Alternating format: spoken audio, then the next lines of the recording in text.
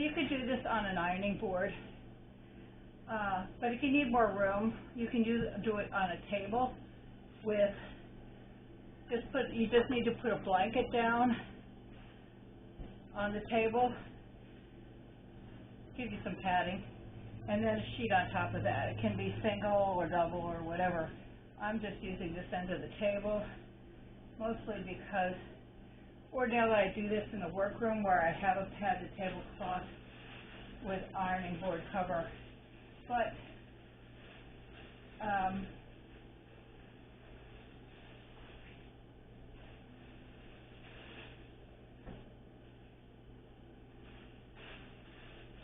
for filming, this is an easier prospect. So, all right. So these are the things that came.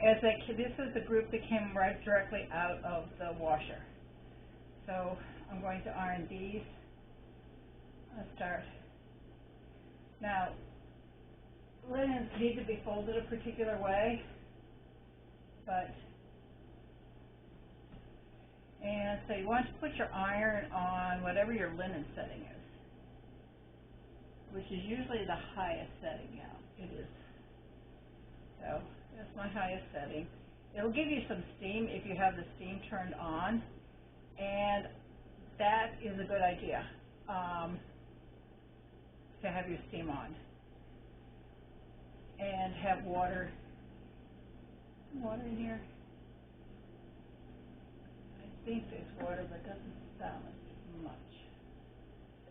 All right, so it's not up to temperature yet. While it's getting up to temperature, I'm going to get some water for that.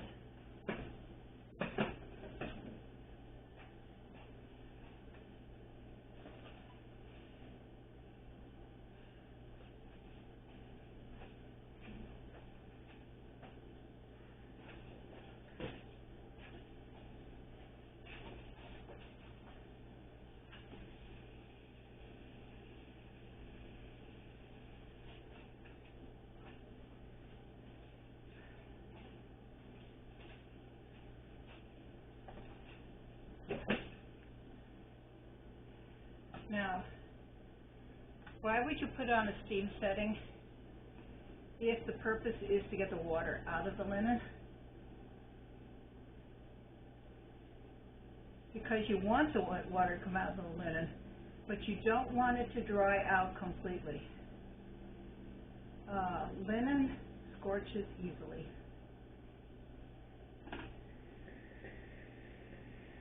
Alright, I think that's enough.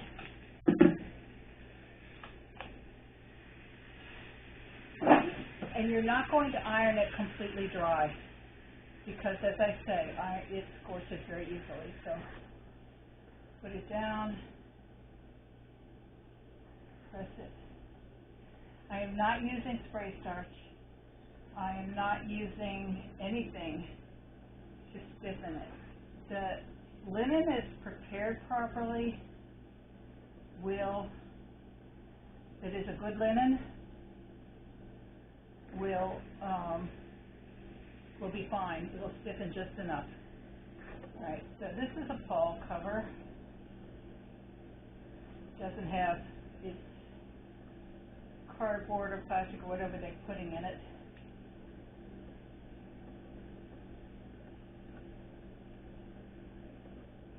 And you iron it till it looks good. Flip it over. Iron it again. Flip it over. Iron it again. And you're going to continue doing this until it looks good, nice and smooth, no wrinkles. But when you touch it, it still feels cool.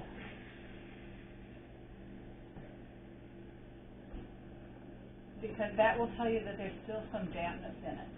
And then you put it aside and let it air dry. It has to finish air drying. And then if it needs another press, you can do a quick press with it.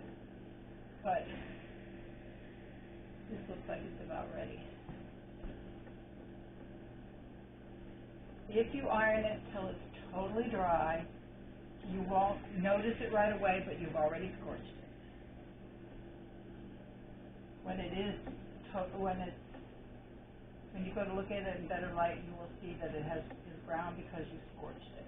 So this is ready, and I'm just going to put it aside to finish air drying.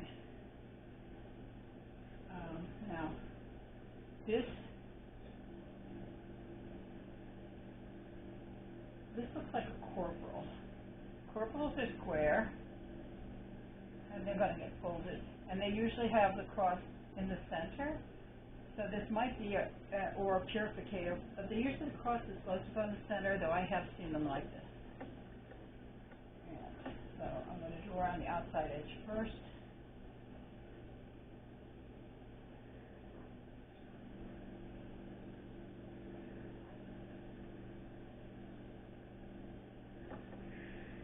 Just like you would do a handkerchief, in case you Kleenex, not the hair carries handkerchiefs anymore. The handkerchiefs you always do around the outside edge to set the border, and then you iron the inside.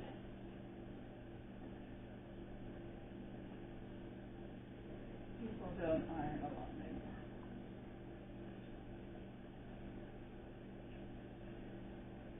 Alright, so now I can go across the middle.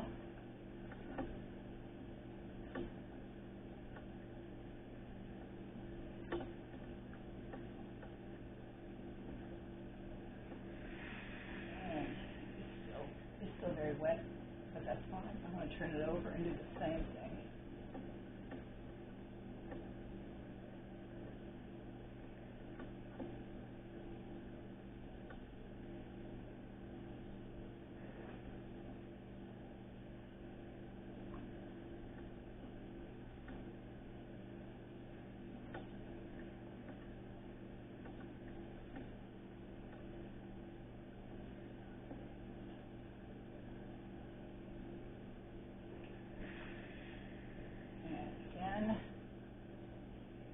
I might flip it about 2 or 3 times.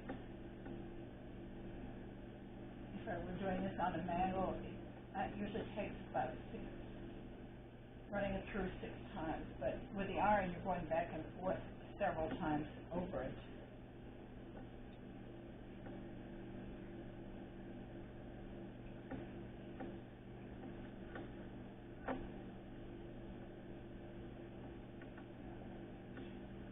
Each time you go through it, you'll notice it'll get smoother and smoother.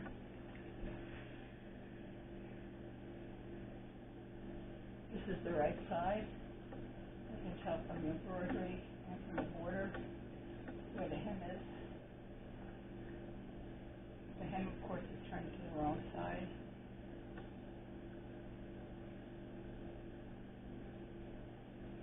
Now, you can let this air dry flat like this, and then you can come back and do the fold and press it one more time. But I'm too lazy.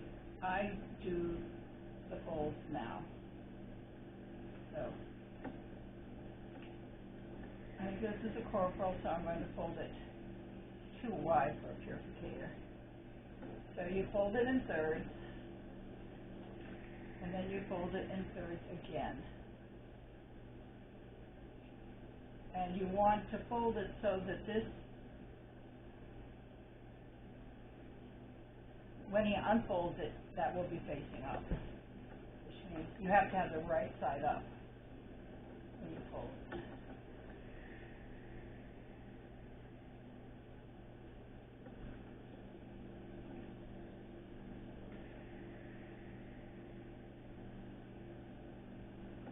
Even though because you're seeing the wrong side, you might think that's wrong, but the whole point is that he unfolds it. He doesn't have to flip it over. He simply unfolds it.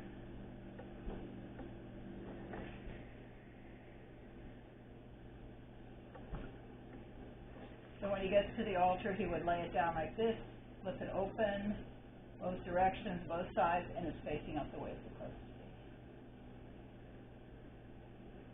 And I'll put that aside. And I usually sort them according to what they are. So here is another corporal.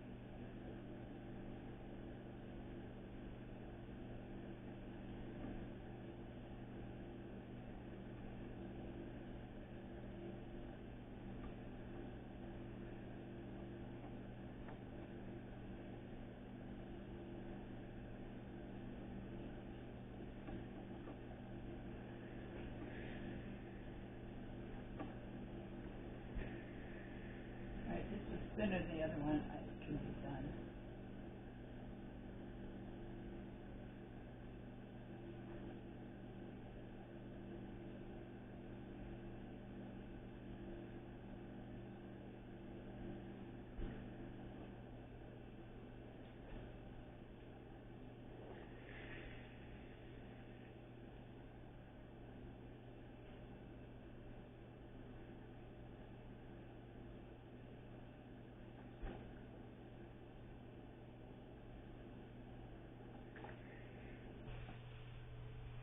This is a bag that's made for linens.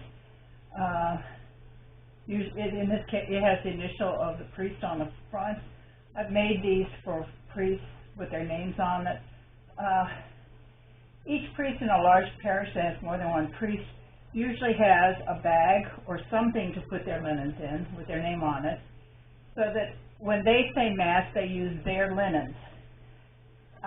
Those linens are used every day for Mass and put back into this bag. And then at the end of the week, when they, like Sunday Mass, when they get new, they switch out for new linens, and these go into the box or bag or whatever it is for cleaning. But that way they know which linens are theirs, and they use the same linens every day for the whole week, and that saves having to change out linens, because if you have 3 priests saying Mass and every one of them is using a new set of linens every single day, 3 sevens are 21. You've got 21 sets of purificators, corporals, and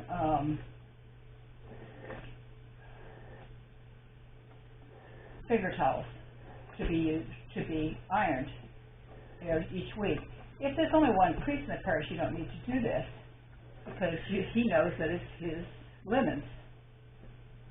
Now this is double thickness because it's a bag, so it will take a few more.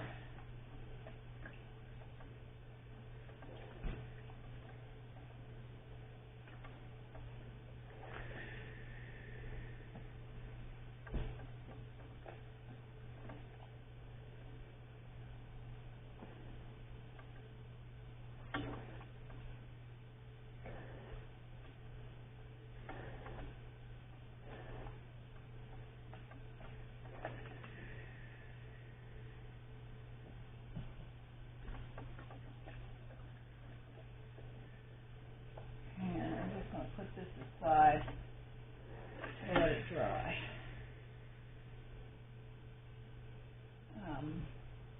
We'll put it aside on this, out of the way. Alright, here's another pawl. This pawl is not the type that has an opening you slide in. It has corners that go around whatever it is that they're using for stiffening.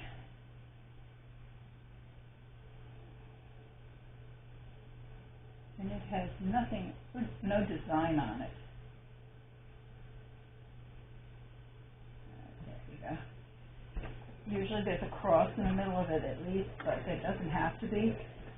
Sometimes they can be very elaborate. You can put all kinds of fancy embroidery on this. This is where people tend to get carried away. If you're giving it as a gift and you're doing it yourself, you can, put our Lady of Guadalupe on it, put a Sacred Heart, put an I.H.M, put whatever you want.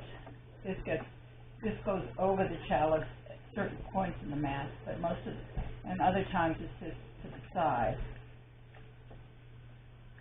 But the side that touches the chalice has to be linen. The other side does not have to be. In this case, it's just one piece of linen, so it's all linen.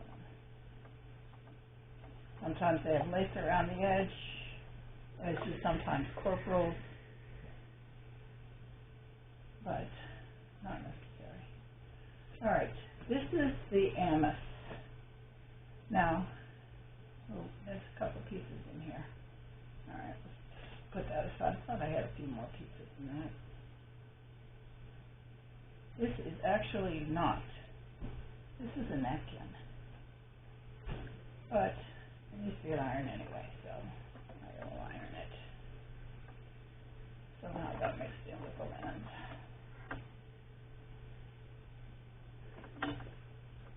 Now when you go over it the first time, you'll find your iron will kind of drag because of the wetness of the fabric.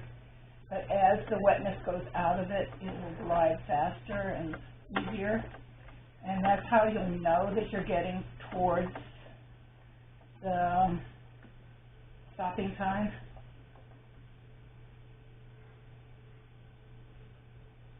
And remember, you want to stop before it's totally dry.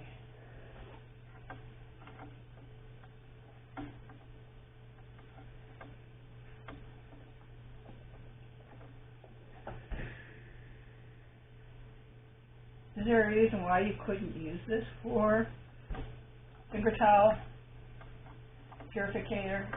Probably not a corporal. Not. You could if you put the crosses on it.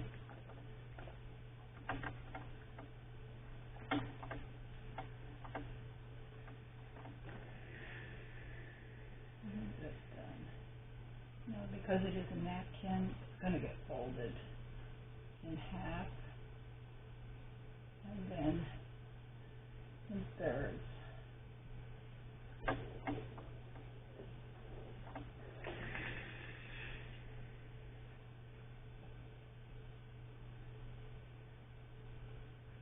This is a purificator. Notice it's not square, it's longer than it is wide. Finger towels are usually made from pieces of linen, salvage from larger linens like purificators, corporals, and altar cloths. So they tend to be any kind of width, any kind of length, but from usually 2 or 3 inches wide to 8 or 10 inches long. This needs to be something he can dry his fingers on after the lavabo. Corporals are usually, I want to say 12 inches by 18 inches, 20 inches. They can be a little, they have to go over the top of the chalice and hang down the side. He uses it for cleaning the chalice, protecting, catching drips and things when the boys are handing him the cruets and he's pouring water or wine into the chalice, cleaning it after Holy Communion.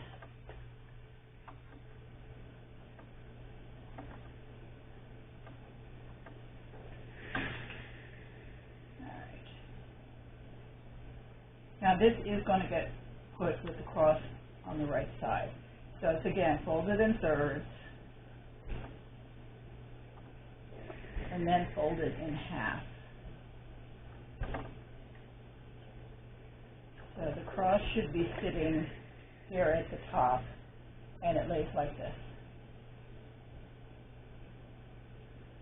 And this is another one.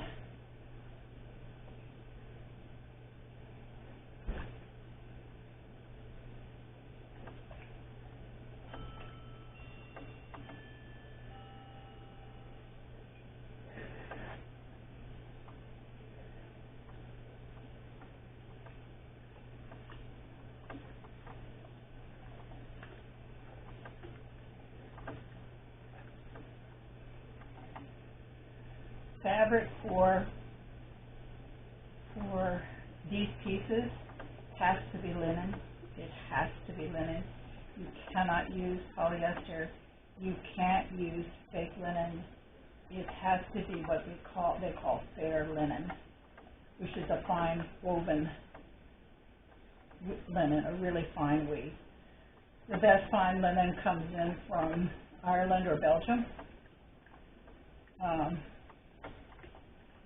And it tends to be expensive, but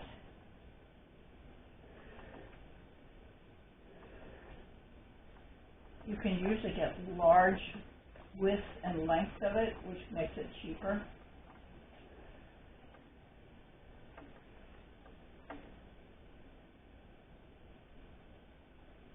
I think that's kind of why they did away with a lot of the churches did away with the linen on at the altar rail, because it had to be ironed so often, but also it's so expensive to replace. And those are large pieces of linen.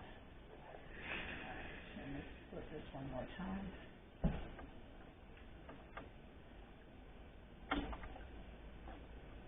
It does not have a cross on it. Use one.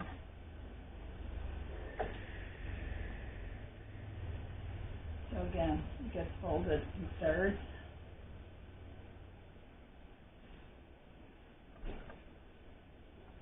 And then in half.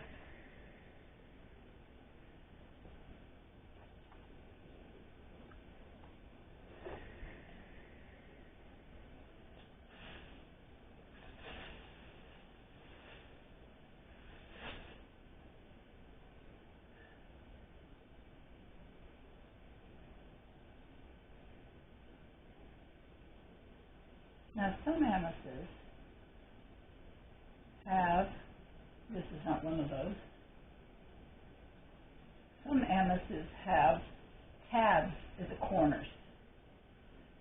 They're little loops here and at the other corner, and those tabs are so you can take off these strings before you wash them, before you wash it or iron it. But if it doesn't, if it's like this one, you can iron the whole thing. Now, you can iron it in half.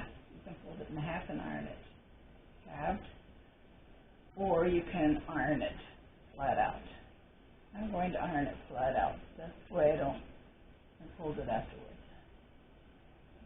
These linens are much drier now. I think I can stack them, because it's going to take a lot of room to iron this flat out.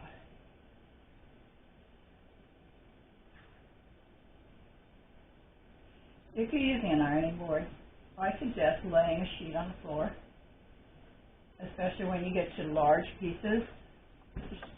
This would not be one of those, but like altar cloths, so that when they hit the floor, they're not dragging on the floor and picking up the dirt that's there. Just spend a lot of time washing them and ironing them. You don't want that dirt. Just lay it on lay the sheet on the floor flat and put the ironing board legs, on top of it. And it's not an issue if you use a mangle. And I will get into how you iron with a mangle in case you happen to have one, or your church happens to have one. And if you do have linens for the altar rail, I really suggest getting a mangle. Yes, they do make them. Like the ones they make now are much more compact, easier. They have steam settings, which they didn't in the past. I learned to iron using a mangle when I was about 6, because back then, sheets were not permanent press. Curtains were not permanent press, so lots of things had to get ironed. And mangles were a common thing. And almost every church had one, and certainly every convent had one. I know our convent had one, but they were big, ungainly things. They took up a lot of room. But they were time saver, and they did a beautiful job.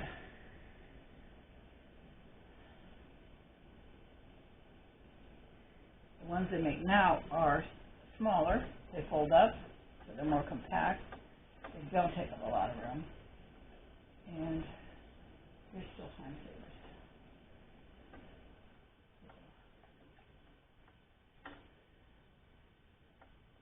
We have a lot of linens to iron, especially on a regular basis. only once in a while, fine.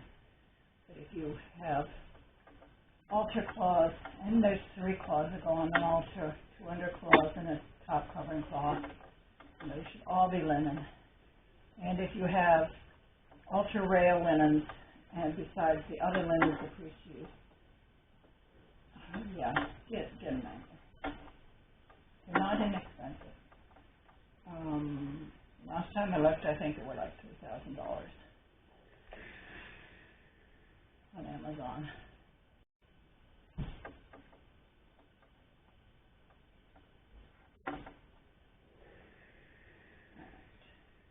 Now this is not entirely to the point where you would put it to dry, especially these corners. You want, because the edges are doubled because of the hems, you need to add a little extra to that. Right, I am going to fold it and press it around those edges. Now that it's, I can do that without it wrinkling up on me. So, get your edges somewhat even.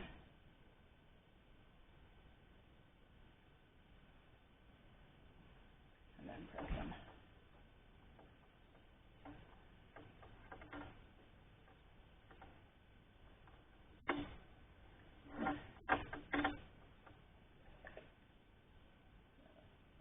Go that way,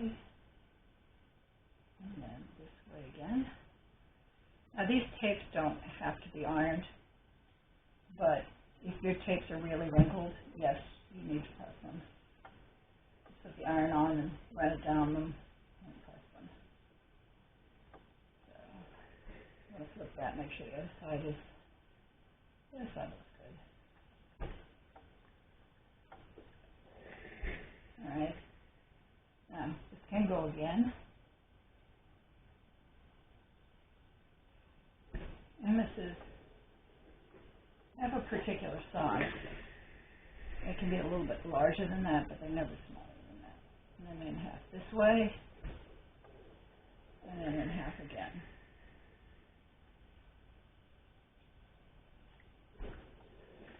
And then the tapes are lightly wrapped around it so that they're flat.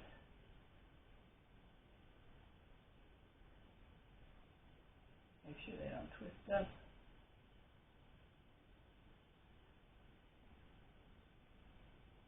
And as I say, if you need to, you can always iron them.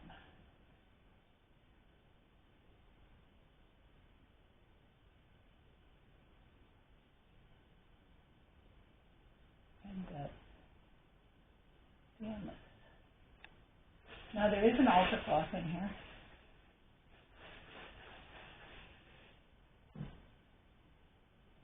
It's a small altar cloth because my altar is very small.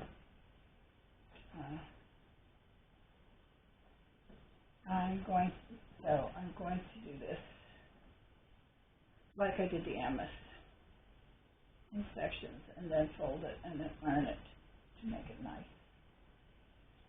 This, I mean, ordinarily I would do this on the Mangle, but I want to show you how to do these things on the table. So,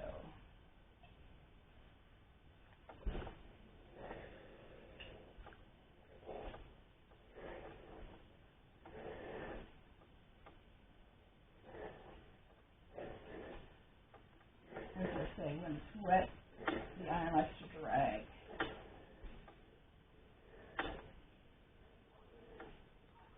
Now, lots of times you want to, when you're finished, especially large altar cloths, not one like this, you would probably want to put it on a roller,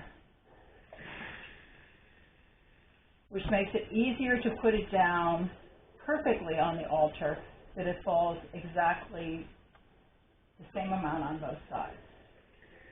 Before I get this all ironed, I'm going to explain how that's done. So this goes across the altar. You can see in this one has a cutout for the tabernacle because that's the way this one is. So this would be the center. But what you need to do is lay your altar cloth, lay the cloth on the altar, or do this, mark it before you take it off of the altar when it's laying perfectly. What you want to do is say, this is the table, and this is the air, this is where it hangs over the edge. So it's about a foot hanging off. You want to find this spot, and you want to mark it. You can mark it with a pencil. It'll make a mark that will wash out. But before you put it in the wash, you want to take a embroidery thread and put a little line here. I use red thread. It doesn't get seen. It's up against the edge of the altar. You want it, mark it with red thread. Then when your altar cloth is all ironed, you're going to put it on a roller. You put the roll in the middle. I don't have one here, but let's say, got water in here, of course. But you're going to roll it around this roller. So there's a roller here. You're putting the right side to the roller, not the wrong side. Put the right side to the roller and you roll it up. After it's ironed, after it's dry, you roll it up, and you want to make sure that you keep it straight, because especially it has any kind of embroidery, it'll want to go askew.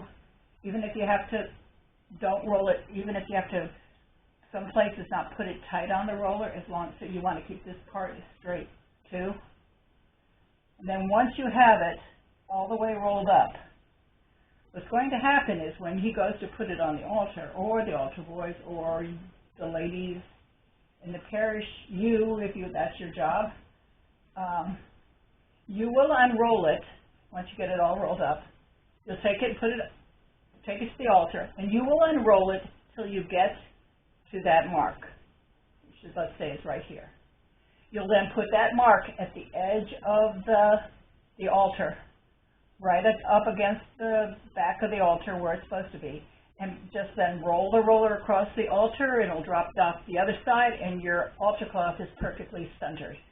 And you didn't have to juggle it around or get somebody else to take one end and you take the other, and then constantly go back and look at it to see if it's straight and there's enough room on both sides.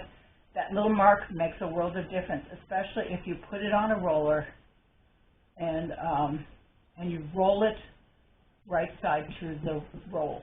If you put it wrong side to the roll, then you can't unroll it.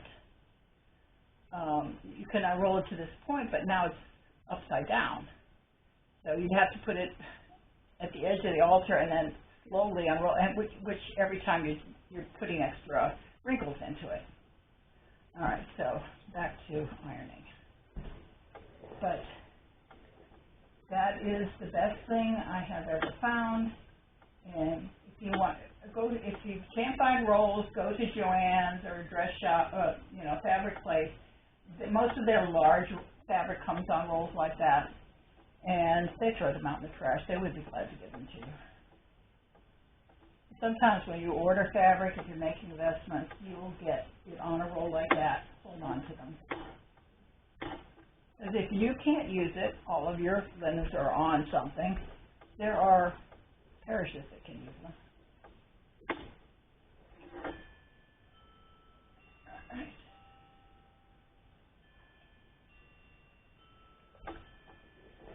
So I'm just doing the same thing, going through it,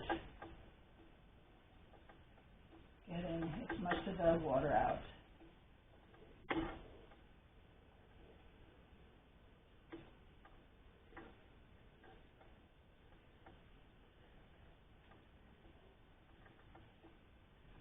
As I say, my altar is very small. I want to say it's 5, maybe 6 feet long, whatever this is.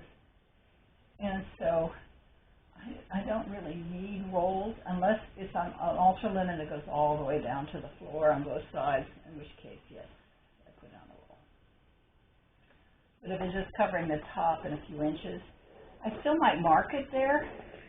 A lot of my linens are marked there, so I know where to put it when I'm laying it down.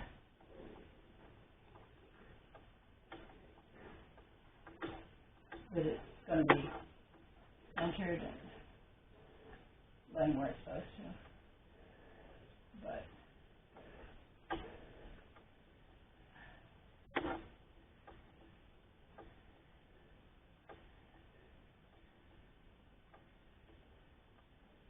if for some reason you can't put it on a roll, you need to fold it so that I still will put that mark, but fold it so you know where the center is, and then when you lay it down, put that at the center, and then fold it. When you go to fold it not in half the whole length. I mean, put a fold down the center, then open it out, and fold both ends in, and then both ends in, and then fold it in half, so that that center is right at, you see it.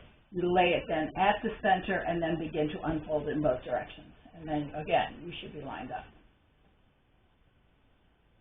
But that's only if, I mean, you want your linens to be nice, unwrinkled, and if there's creases in it, those are fine, they look nice. But you don't want, when you're putting it on the altar, to get all this new work that you spent a lot of time getting all the wrinkles out of right back into it again.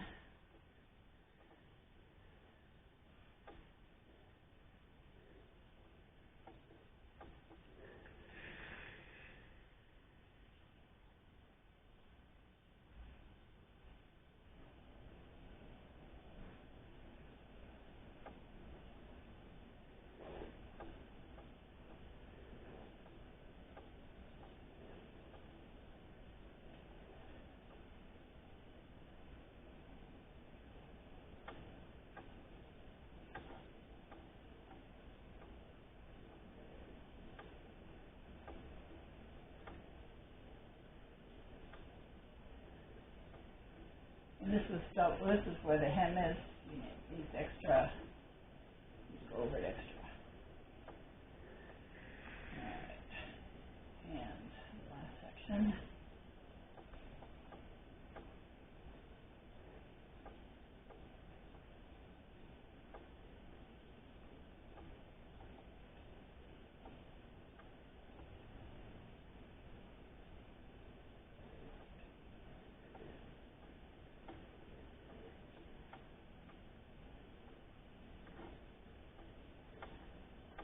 You want to keep your iron moving most of the time. You don't want it to rest too long in any one spot. So if there's a thick section, you might need to go slower there or stop it for a second, but don't let it stay too long. Again, you can scorch it. Okay, so now I'm going to do the other side the same way.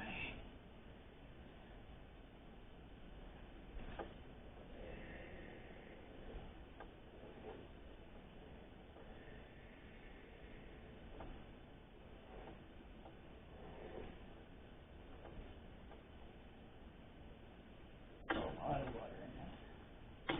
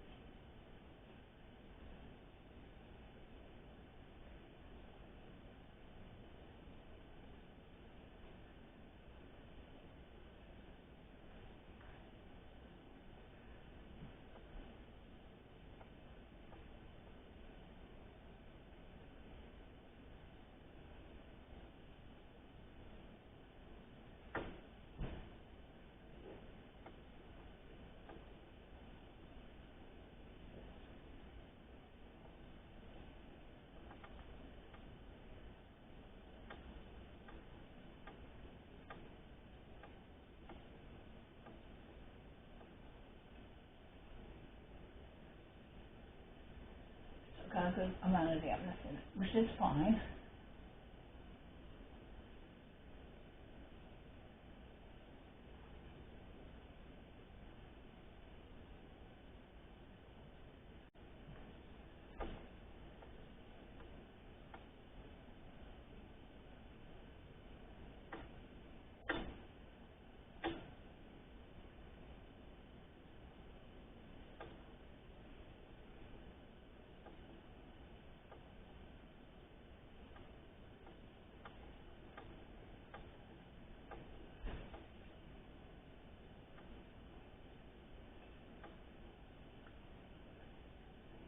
Alright.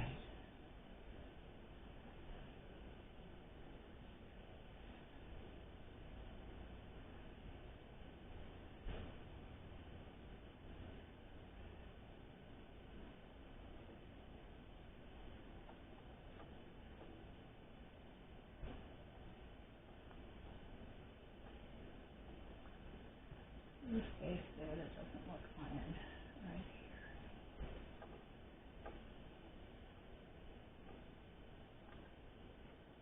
That's better.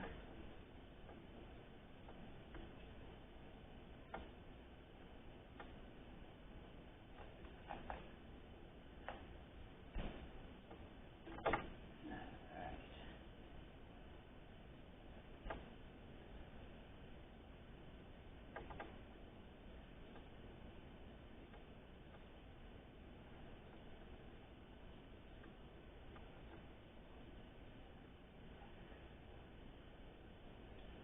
Now,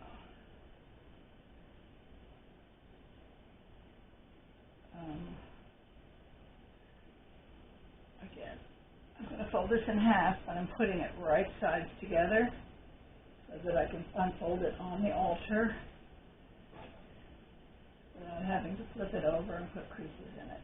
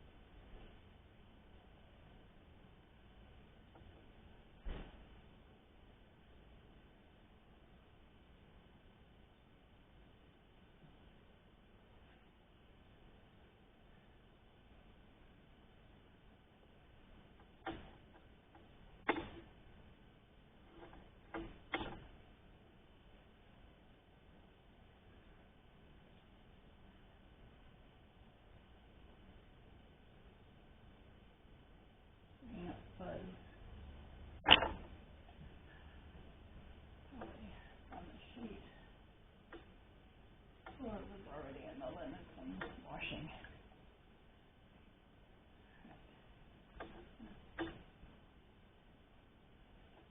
And then I'm going to fold it one more time,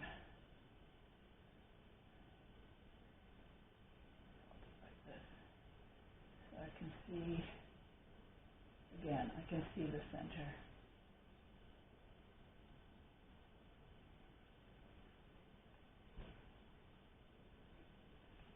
And let it finish air drying.